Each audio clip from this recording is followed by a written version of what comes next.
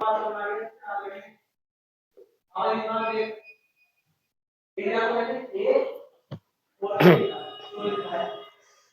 बच्चों, मैं हूं नीरज सिंह और आज मैं स्टार्ट करने जा रहा हूं 9th क्लास का फर्स्ट चैप्टर जो कि है मैटर इन आवर सराउंडिंग।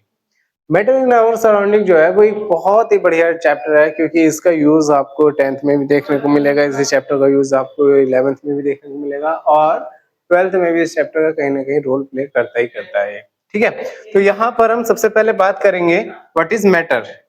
ठीक है, तो मैटर जो होता है ये व्हाट इज मैटर, तो हम यहाँ पर कह सकते हैं matter is everything, matter is everything which has mass and occupy space। ठीक है, तो मैटर क्या है? Everything which has mass and occupy space. जैसे एग्जांपल के तौर पे ये पेन देखो, ये पेन क्या है? इसका अपना खुद का कुछ मास भी है, ठीक है, स्पेस भी ऑक्यूपाई कर रहा है, इसका मतलब ये क्या है? मैटर है। ये डिजिटल बोर्ड, यहाँ पर अगर हम बात करें बोर्ड की, तो इसका कुछ ना कुछ मास भी होगा और साथ में ये स्पेस भी ऑक्यूपाई कर रहा है। ठीक है, जैसे कि हम भी क्या है? मैटर है। आप क्या है? मैटर है। तो एवरीथिंग इज मैटर, जिसका कुछ ना कुछ मास है और वो स्पेस ऑक्यूपाई कर रहा है तो वो क्या है? मैटर है। ठीक है, लेकिन जैसे अगर हम कहते हैं कि कुछ फीलिंग्स ऐसी होती हैं, जैसे लव हुआ, ठीक है, आप किसी हेट, लव, स्मेल, ये क्या है? ये एक फीलिंग है, तो ये मैटर नहीं है। कि जैसे आपसे पूछा जाए कि बताइए चेयर है, एयर है और आपके सैडनेस है या हैप्पीनेस है, तो इसमें से मैटर कौन कौन सा है? ठीक है, तो मैटर में हम कह सकते हैं कि चेयर है, एयर है, ये क्या है? मैटर है। ठीक है, और बाकी अगर जो हैप्पीनेस की बात करते हैं, सैडनेस की बात करते हैं, तो ये क्या है? ये फीलिंग्स है। ठीक है, तो इनके लिए कोई इनका कोई ना तो मास होता है ना ये स्पेस ऑक्यूपाई करते हैं। ठीक है, तो मैटर क्या है? Everything which has mass and occupy space. Clear है? कोई डाउट तो नहीं है? ठीक है, तो matter is everything which has mass and occupy space. अब मैटर की कुछ फिजिकल प्रॉपर्टीज होती हैं। ठीक है, उन प्रॉपर्टीज के बारे में देखते हैं कि वो प्रॉपर्टीज कौन कौन सी है। तो सबसे पहले हम बात करेंगे फर्स्ट प्रॉपर्टी के फिजिकल नेचर ऑफ मैटर का। इसका जो मैटर है वो इसका जो फिजिकल नेचर होता है वो कैसा होता है? तो हम यहां से कह सकते हैं कि जो मैटर है वो छोटे छोटे पार्टिकल से मिलकर बना होता है। ठीक है, matter is made up of particles. ठीक है, तो यहाँ पर मैटर क्या है? स्मॉल पार्टिकल से मिलकर बना है। जैसे कि यहाँ पर आप देख सकते हो कि जो वाटर है वो भी एक छोटे छोटे पार्टिकल से मिलकर बना है। इसमें आपने सॉल्ट डाला, सॉल्ट क्या है? वो भी एक छोटे छोटे पार्टिकल्स है और फिर आपने इसमें यहाँ पर इसको मिक्स कर दिया। तो हम यहाँ से ये कह सकते हैं कि जो मैटर होता है वो छोटे छोटे पार्टिकल से मिलकर बना होता है। ठीक है, नेक्स्ट अगर हम बात करें तो हम यहां से कह सकते हैं कि जो मैटर है, how small are these particles of matter. ये पार्टिकल्स जो होते हैं वो कितने छोटे होते हैं। ठीक है, तो हम ये कह सकते हैं कि ये इतने छोटे होते हैं, इतने छोटे होते हैं, इतने छोटे होते हैं कि अगर आप इसको मतलब सिंपल माइक्रोस्कोप से भी देखने लगे तो ये पार्टिकल्स तो भी नहीं दिखते हैं। बहुत ही छोटा साइज होता है इनका। जैसे अगर हम एग्जांपल के तौर पर मैं आपको बता देता हूँ, वाटर है, आपने इसमें KMnO4 डाला, ठीक है, ये ब्लू कलर हो गया।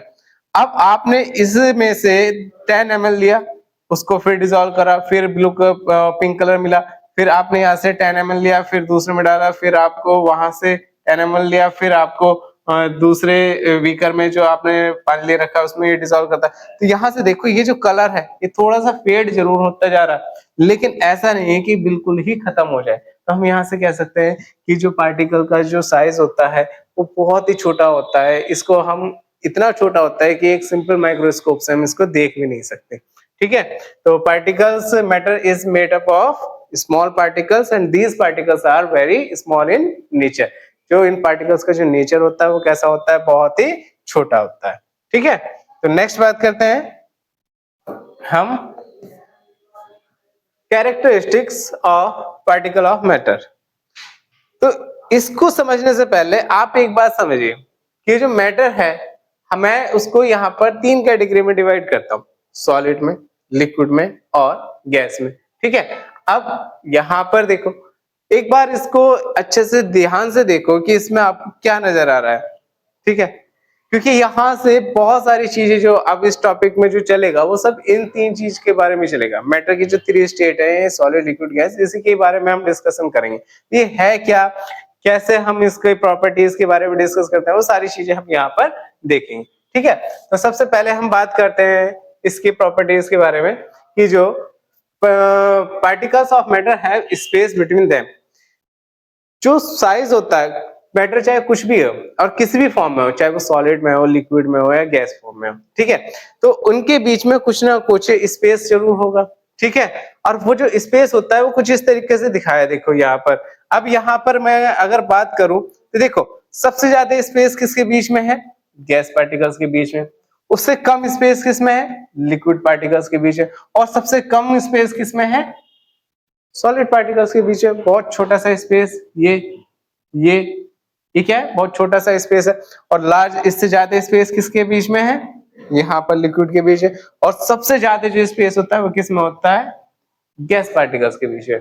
तो हम ही कह सकते हैं कि कोई भी मैटर होता है उसके पार्टिकल्स के बीच में कुछ ना कुछ स्पेस होता है, और वो स्पेस डिपेंड करता है कि वो मैटर किस फिजिकल स्टेट में। सॉलिड में तो उन पार्टिकल्स के बीच में बहुत कम स्पेस रहेगा, लिक्विड में तो स्पेस थोड़ा सा बढ़ जाएगा, गैसेस फॉर्म में तो उसके बीच में स्पेस बहुत ज्यादा हो जाएगा, ठीक है। नेक्स्ट हम बात करते हैं यहाँ पर particle of matter are continuously moving. अब यहां पर ये बात समझने वाली होती है। देखो होता क्या है, अगर मैं बात करूं यहाँ पर जो मैटर है, पहले मैं सॉलिड स्टेट में लेता हूं मैटर, ये तो सॉलिड स्टेट में है, तो जाहिर सी बात है पार्टिकल्स के बीच में क्या रहेगा, बहुत कम स्पेस रहेगा। बहुत कम स्पेस रहेगा तो ये जल्दी से मूव भी नहीं कर पाएंगे, और जब ये मूव नहीं कर पाएंगे तो ये क्या करते हैं, वाइब्रेट करने लगते हैं। इनके बीच में क्या होता है, वाइब्रेशन। ये मूव करते हैं लेकिन स्पेस ज्यादा ना होने की वजह से ये क्या करते हैं, वाइब्रेट करते हैं। तो वाइब्रेशन किसके बीच में होता है, सॉलिड के बीच में। सॉलिड पार्टिकल्स या सॉलिड मैटर के पार्टिकल्स के बीच में क्या होता है, वाइब्रेशन होता है। और इसके बाद में अगर हम बात करें लिक्विड फॉर्म में, तो लिक्विड फॉर्म में क्या होता है, थोड़ा सा स्पेस उनके बीच में होता है, ये थोड़ा सा स्पेस उनके बीच में होता है, जिस वजह से ये जो पार्टिकल्स है ये कंटिन्यूसली मूव कर रहे होते हैं। तो यहाँ पर जो पार्टिकल्स है वो मूविंग नेचर में होते हैं, ठीक है। अब इसका एक छोटा सा एग्जांपल देखो, मैं समझाता हूं, देखो आई होप आप समझ जाओगे इस चीज को। एक व्हीकल लो, कोई भी ग्लास ले लो, ठीक है, उसमें थोड़ा सा 100 ml उसमें वाटर ले लो। क्वांटिटी चाहे आप कितनी भी रखना चाहो उतनी रख दो, ठीक है। अब यहाँ पर आप एक कलर फॉर्म में, जैसे एक वो आता है ना नीला, मतलब कपड़ों को नीला करने के लिए कलर आता है, एक नील बोलते हैं उसको, अमर उजाला नाम आ रहा है, उजाला, उजाला करके उसका एक प्रोडक्ट होता है, ठीक है। तो उसकी जब आप इसमें एक बूंद डालोगे, 1 ड्रॉप जैसे आप डालोगे, तो आप देखोगे कि वो धीरे धीरे धीरे धीरे स्प्रेड होने लगता है। तो जब वो स्प्रेड होता है ना, तो उससे पता चलता है कि जो पार्टिकल्स है उनके बीच में स्पेस तो है ही है, और साथ में जो पार्टिकल्स है वो कंटिन्यूसली मूव कर रहे होते हैं। तो आपने जो वो नीला कलर डाला है वो यहाँ पर डाला है, और स्पेस मतलब बाद में आप देखोगे कि धीरे धीरे आपको नीला कलर यहाँ पर भी मिलने लगेगा। इसका मतलब वो धीरे धीरे क्या कर रहा है, मूव कर रहा है। तो हम यहाँ से कह सकते हैं कि जो लिक्विड फॉर्म में जो इस पार्टिकल्स होते हैं कंटिन्यूसली मूव कर रहे होते हैं। और इसके बाद अगर हम बात करें गैसेस फॉर्म में, तो गैसेस फॉर्म के जो पार्टिकल्स होते हैं, गैस के जो पार्टिकल्स होते हैं, उनके बीच में बहुत ज्यादा स्पेस होता है, और बहुत ज्यादा स्पेस होने के कारण इनके बीच में जो मूवमेंट होता है वो बहुत ज्यादा होता है। तो मूवमेंट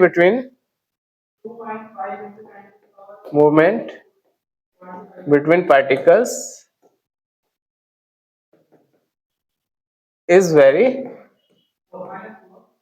लार्ज, मतलब बहुत ज्यादा होता है इनके बीच में मोशन, मतलब मोशन जो चल रहा होता है बहुत ज्यादा होता है, ठीक है। अब इसका एक एग्जांपल देखो, देखो आप क्या करना है, घर में अगरबत्ती घर के किसी मतलब कमरे के किसी कोने में लगाओ, ठीक है, और दूर जाके खड़े हो जाए। आपको पता चलेगा धीरे धीरे उस अगरबत्ती की जो स्मेल है वो आपको आने लगी। इसका मतलब क्या है, आपने जो अगरबत्ती लगाई है वो कहाँ लगाई है, इंसेंस वो आपने कहाँ लगाया, बहुत दूर, और उसकी स्मेल जो आ रही है वो आपके पास तक आ रही है। इसका मतलब क्या है कि अगरबत्ती के जो पार्टिकल्स है जो गैसेस फॉर्म में आ गए, वो गैसेस फॉर्म में पूरे रूम में क्या कर रहे हैं, मूव कर रहे हैं। और धीरे धीरे आपको इस बात का एहसास होने लगता है कि हाँ, जो पार्टिकल्स होते हैं गैसेस फॉर्म में वो बहुत ज्यादा मूव करते हैं। इनसे कम मूवमेंट किसमें होता है, लिक्विड फॉर्म में होता है, और सबसे कम मूवमेंट किसमें होता है, सॉलिड फॉर्म में होता है। ठीक है, अब इसके बाद में अगर हम बात करें नेक्स्ट प्रॉपर्टी की, तो वो है आपके particle of matter attract each other. ठीक है, तो जो पार्टिकल्स होते हैं वो मैटर के वो क्या करते हैं, एक दूसरे को बहुत अच्छे से अट्रैक्ट करना चाहते हैं। ठीक है, अभी अट्रैक्शन की बात करते हैं तो इसी को हम बोल देते हैं force of attraction between particles. ठीक है, इसको क्या बोल देते हैं हम, force of attraction between particle. तो पार्टिकल्स के बीच में क्या होता है, फोर्स ऑफ अट्रैक्शन होता है। ठीक, अब ये जो फोर्स ऑफ अट्रैक्शन होता है इसकी वजह से ये जो पार्टिकल्स होते हैं एक दूसरे को आपस में पकड़ के रखते हैं। आप ये कुछ इस तरीके से एक इमेज देख लीजिए, उसमें क्या है कि इतनी सारी गर्ल्स हैं, 4-5 गर्ल्स हैं, इन्होंने अपने आप को इस तरीके से पकड़ रखा है कि एक दूसरे पे डिपेंडेंट है। डिपेंडेंट मतलब कि इसने इसको पकड़ रखा है, इसने इसको पकड़ रखा है, इसने इसको पकड़ रखा है, तो इनके बीच में फोर्स ऑफ अट्रैक्शन क्या है, बहुत अच्छा है। तो इनके बीच में बॉन्डिंग बहुत अच्छी बनी हुई है। ठीक है, तो उसी तरीके से मैं यहाँ पर ये कह सकता हूँ, जो पार्टिकल्स होते हैं उनके बीच में जो फोर्स ऑफ अट्रैक्शन जितना ज्यादा होता है उतना बेस्ट होता है। अगर मैं इसी के बात को मैं इस तरीके से समझाऊं कि मान लो फोर्स ऑफ अट्रैक्शन की कहानी देखो, जैसे यहां पर मैं दो फॉर्म लेता हूं, एक तो लेता हूं यहां पर सॉलिड फॉर्म, ठीक है, एक ले लेते हैं लिक्विड, चलो गैस भी ले लेते हैं, और ये हो गया गैस। ठीक है, तो यहां पर हम देखते हैं जो सॉलिड पार्टिकल्स होते हैं वो क्या करते हैं, एक दूसरे को बहुत ही अच्छे से पकड़ के रखते हैं। ठीक है, तो इनके बीच में जो फोर्स ऑफ अट्रैक्शन होता है बहुत ज्यादा होता है। ठीक है, फोर्स ऑफ अट्रैक्शन सबसे ज्यादा किसमें होता है, सॉलिड में, उससे कम किसमें होता है फिर धीरे धीरे। अब देखो, मैंने इससे पहले वाले टॉपिक्स में आपको क्या बताया कि जो लिक्विड होता है उनके बीच में जो फोर्स ऑफ अट्रैक्शन होता है पार्टिकल्स के बीच में वो किससे कम होता है, सॉलिड से कम होता है। क्यों, क्योंकि इन पार्टिकल्स के बीच में क्या होता है, स्पेस बहुत ज्यादा होता है। ज्यादा होगा तो इनके बीच का फोर्स ऑफ अट्रैक्शन क्या होगा, थोड़ा सा कम हो जाएगा। किससे कम हो जाएगा, सॉलिड से कम हो जाएगा। और अगर मैं गैस की बात करूं तो गैस के पार्टिकल्स क्या होते हैं, बहुत दूर दूर होते हैं। बहुत दूर दूर होने के कारण इनके बीच में जो फोर्स ऑफ अट्रैक्शन होता है वो सबसे कम होता है। तो सबसे ज्यादा अट्रैक्शन किसके बीच में होता है, सॉलिड के बीच में, उससे कम किसके बीच में होता है, लिक्विड के बीच में, और उससे भी कम, सबसे कम किसके बीच में होता है, गैस के बीच में। तो हम यहां से ये कह सकते हैं कि जो पार्टिकल्स होते हैं मैटर के वो आपस में एक फोर्स के द्वारा बंधे होते हैं, और वो जो फोर्स लग रहा होता है उनके बीच में सबसे ज्यादा सॉलिड के बीच में होता है, उससे कम लिक्विड के बीच में होता है, और सबसे कम गैस के बीच में होता है, गैस पार्टिकल्स के बीच में होता है। ठीक है, नेक्स्ट हम बात करते हैं नेक्स्ट प्रॉपर्टी, और ये काफी इंपॉर्टेंट है, डिफ्यूजन। अब सबसे पहले बात आती है कि सर डिफ्यूजन क्या है। तो डिफ्यूजन में हम ये सिंपल ये कह सकते हैं कि diffusion is the property of, या हम कह सकते हैं इंटरमिक्सिंग ऑफ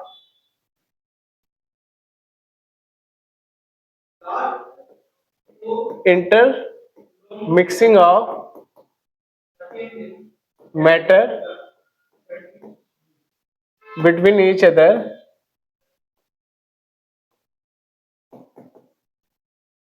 बाय इटसेल्फ।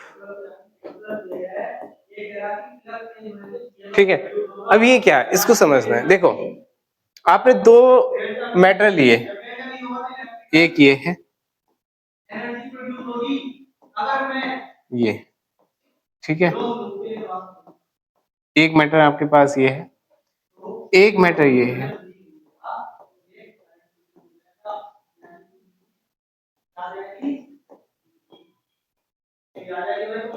और सपोज करो ये जो है ये,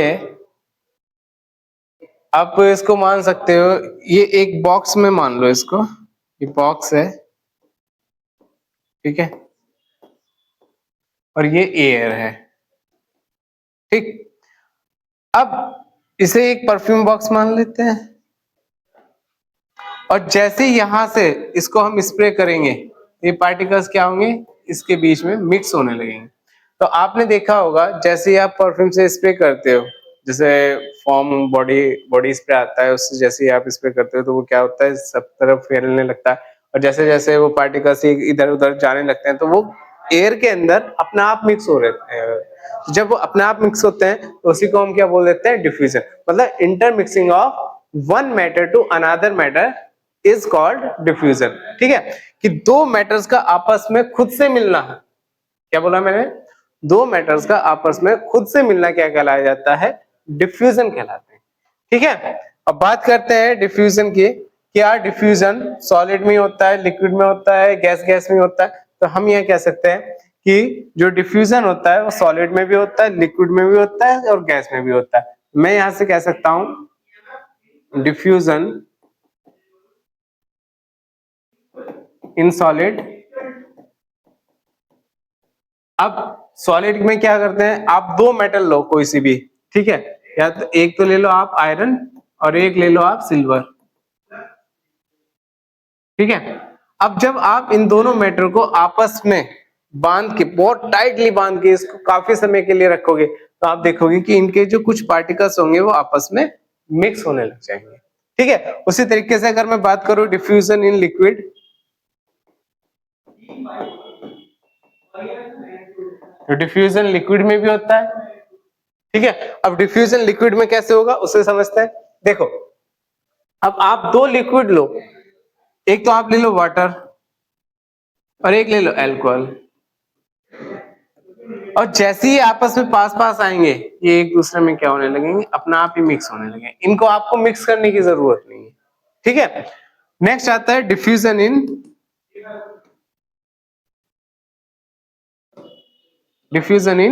गैस। अब गैस में तो सीधी सी बात है कि आप परफ्यूम करो, स्प्रे करो, परफ्यूम स्प्रे, और जैसे ही आप स्प्रे करोगे तो एयर में क्या होता है, खुद ब खुद मिक्स हो जाता है। वो क्या कहलाया जाता है, डिफ्यूजन इन गैस। ठीक है, तो ये कुछ एग्जांपल थे किसके, डिफ्यूजन के। अब नेक्स्ट टॉपिक हम यहीं से कंटिन्यू करेंगे। आज के लिए बस इतना ही, धन्यवाद।